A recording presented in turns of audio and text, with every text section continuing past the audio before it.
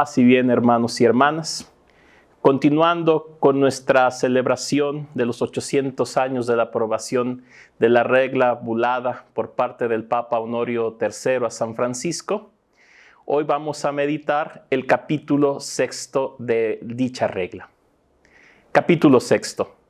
Que nada se apropien los hermanos y del pedir limosna y de los hermanos enfermos. Los hermanos nada se apropien, ni casa, ni lugar, ni cosa alguna. Y como peregrinos y forasteros en este siglo, sirviendo al Señor en pobreza y humildad, vayan por limosna confiadamente. Y no deben avergonzarse, porque el Señor se hizo pobre por nosotros en este mundo. Esta es aquella eminencia de la altísima pobreza, que a ustedes, carísimos hermanos míos, los ha constituido herederos y reyes del reino de los cielos. Les ha hecho pobres de cosas, los ha sublimado en virtudes.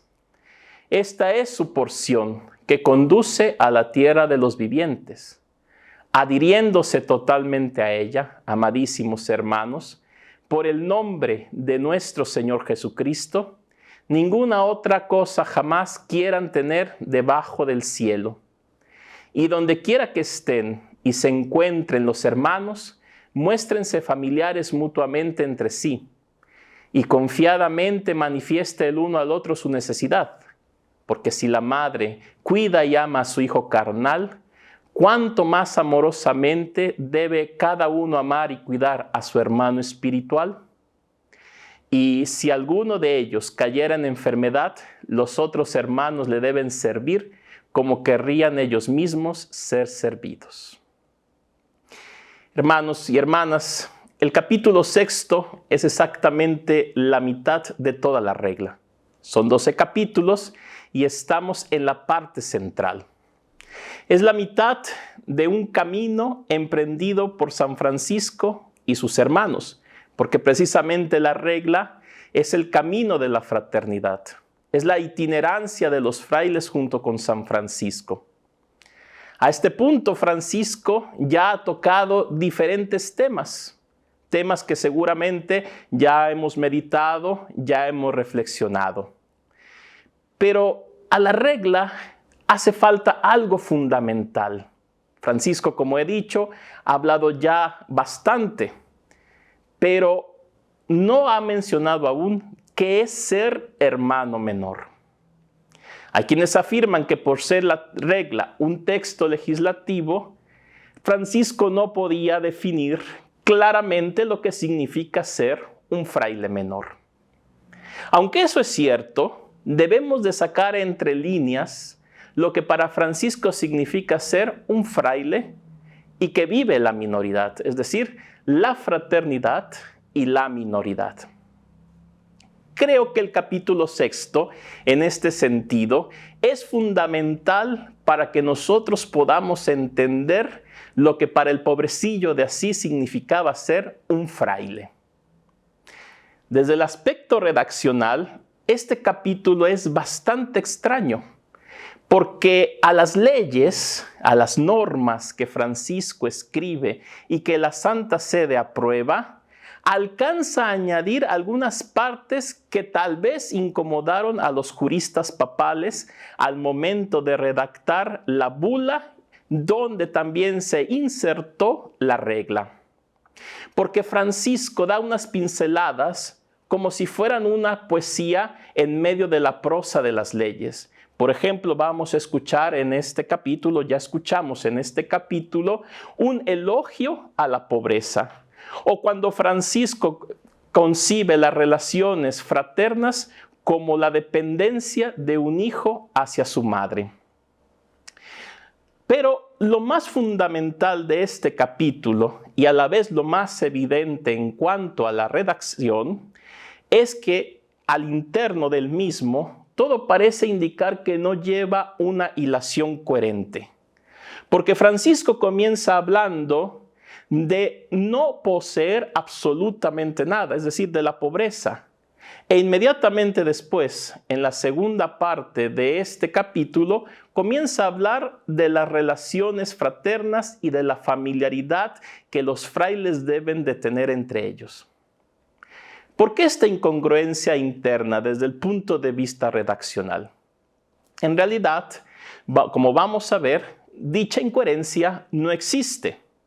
En este capítulo, Francisco expone la manera en la que entiende su fraternidad, porque tiene como fondo los dos pilares fundamentales para la espiritualidad franciscana, es decir, la minoridad y la fraternidad. Este capítulo está basado precisamente en estos dos puntos, la minoridad y la fraternidad. Francisco abre el capítulo 6 hablando de la pobreza. Y aunque parezca extraño, muy pocas veces Francisco utiliza el término paupertate, es decir, pobreza, en sus escritos, a diferencia de Santa Clara, que sí lo utiliza con mayor frecuencia. Francisco habla de desapropiación. Dice el texto en su inicio, nada se apropien los hermanos.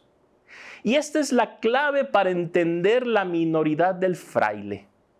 La pobreza no es solo la falta de bienes materiales, es la renuncia a poseer cualquier cosa, incluyendo las personas, porque los frailes pueden ser perfectamente miserables en posesiones materiales, pero deseosos del poder que manipula la vida de los demás.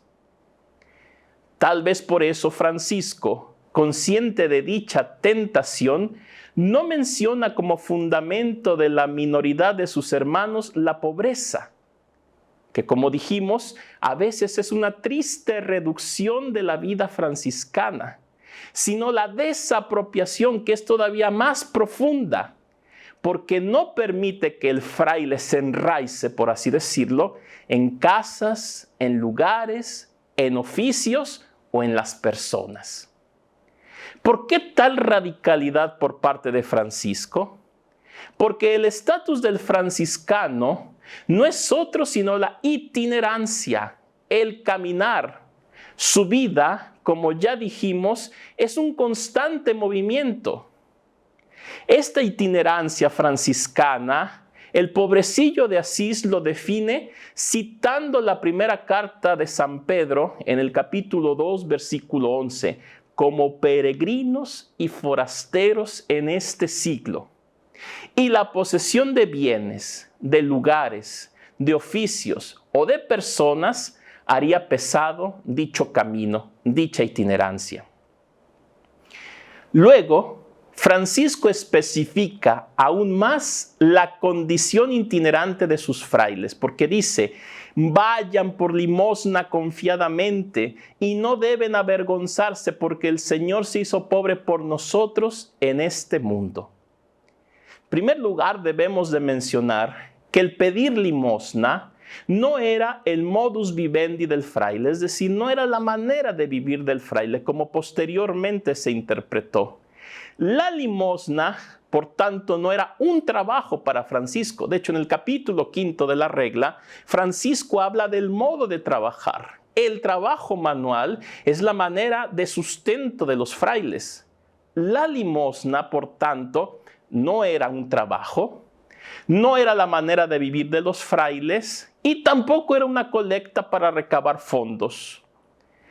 El pedir limosna para San Francisco era un asemejarse a Cristo y a su Santísima Madre, que se hizo pobre por nosotros. Nació pobre y murió pobre en la cruz.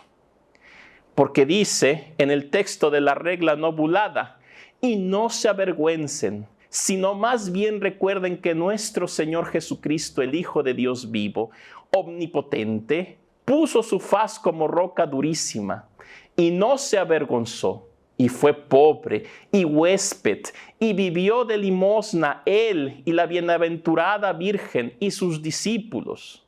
Y cuando la gente les ultraje y no quiera darles limosna, den gracias a Dios por ello, porque a causa de los ultrajes recibirán gran honor ante el tribunal de nuestro Señor Jesucristo. Y sepan que el ultraje no se imputa a los que lo sufren, sino a los que lo infieren. Y la limosna es herencia y justicia que se debe a los pobres que nos adquirió nuestro Señor Jesucristo. La limosna, entonces, es la manera en la que el fraile, asemejándose a Cristo y a María, se pone en marcha a la tierra de los vivientes, dice San Francisco en este capítulo 6. Es la promesa de la tierra prometida para los que han iniciado un éxodo. El éxodo de una vida itinerante, de un camino constante, de los que han decidido desposarse con la dama más pobre para no poseer nada ni a nadie. Inmediatamente después del elogio a la pobreza hecho por Francisco, diciendo que la pobreza es la heredad de los frailes, pasa a la vulnerabilidad de las relaciones fraternas. Es decir, la vulnerabilidad de encontrarse como hermanos. De la vida concreta de los frailes, porque como ya hemos mencionado, así se formó la regla. De las dificultades y dudas que los hermanos encontraban constantemente en su camino. De hecho, en la carta a un ministro, San Francisco lo menciona cuando dice, y todo esto y lo que hemos hablado en el camino, lo discutiremos en el próximo capítulo de Pentecostés. Es decir, que la regla, más allá de ser un texto legislativo, un texto lleno y cargado de normas, es un texto que tiene en consideración la vida concreta de los hermanos. En este segundo momento de la redacción del capítulo 6, Francisco basa la redacción en el segundo pilar de la espiritualidad franciscana, que es la fraternidad. Los hermanos, desapropiados de todo, al menos tienen el consuelo de la familiaridad. Una familia donde uno no está sobre el otro. Francisco no llama a los que ejercen la autoridad ni superiores, ni priores, ni abades. Les da el título de minister, que viene del latín minus, es decir, el menor, pero también el servidor. En la fraternidad de Francisco, quien tiene la autoridad es el menor entre los frailes porque está para servir y no para ser servido, a ejemplo de Cristo. Y hasta allá llega la desapropiación franciscana. Es aquí donde encuentra toda lógica este capítulo. El no poseer absolutamente nada sustenta la fraternidad. Porque solo en esta lógica los hermanos son verdaderamente hermanos, porque no existe el deseo de poseerlos, de manipularlos o de tratarlos como objetos o como si fueran piezas de ajedrez. Solo quien practica la desapropiación se puede decir un verdadero hermano menor, porque se siente hermano y no dueño de los demás. Y de esta manera se salva de la tentación del poder, de la corrupción, del favoritismo, del compromiso y del diabólico partidismo. La fraternidad hace que la itinerancia de la vida de los frailes no se pierda por los distintos caminos que se puedan presentar en la vida. Por eso Francisco en este capítulo añade, donde quiera que estén y se encuentren los hermanos, muéstrense familiares mutuamente entre sí y confiadamente manifieste el uno al otro su propia necesidad. Dios, por medio de la fraternidad, sostiene el camino de los hermanos y es la manera en la que Francisco hace que los caminos no se pierdan, que los caminos no se tuerzan. La fraternidad para Francisco es un muro de contención que hace caminar a los frailes por la recta vía. Lejos o cerca, los frailes son siempre hermanos. dice en la admonición número 25, bienaventurado el siervo que ama y respeta tanto a su hermano cuando está lejos de él como cuando está cerca de él, y no dice nada detrás de él que no pueda decir con caridad delante de él. Quien permanece hermano, especialmente en la lejanía, lo puede ser también en la cercanía. Solo de la desapropiación y de la vulnerabilidad de las relaciones puede surgir la familiaridad. ¿Por qué? Porque los frailes se necesitan mutuamente. Existe entre ellos una dependencia que se traduce en ayuda, jamás en posesión, porque entonces sería la perniciosa desvirtualización de las relaciones y de la vulnerabilidad. Es la dependencia del hijo con su madre. La fraternidad en este sentido debería de ser el espacio seguro del fraile, donde se pueda sentir en su hogar y no en el asfixiante y enfermizo infierno de la posesión y manipulación, donde pueda crecer, pero también desde donde puede partir al camino de la vida después de haber sido acogido, amado y sanado. De la familiaridad florece el cuidado y la preocupación por el otro. No somos extraños, somos una familia, aunque haya quienes desgraciadamente afirmen lo contrario.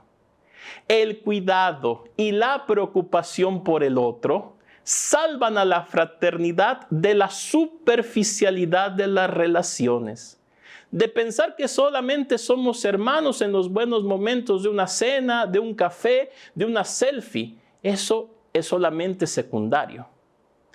Solo la preocupación y el cuidado de los hermanos, especialmente de los más vulnerables, dan el verdadero fin de la fraternidad. Y el verdadero fin de la fraternidad es la caridad. El cuidado de los hermanos vulnerables es la máxima expresión del amor. Por eso Francisco cita el Evangelio de Mateo en el capítulo 7, versículo 12, el Sermón de la Montaña, donde dice: los otros hermanos le deben servir como querrían ellos mismos ser servidos.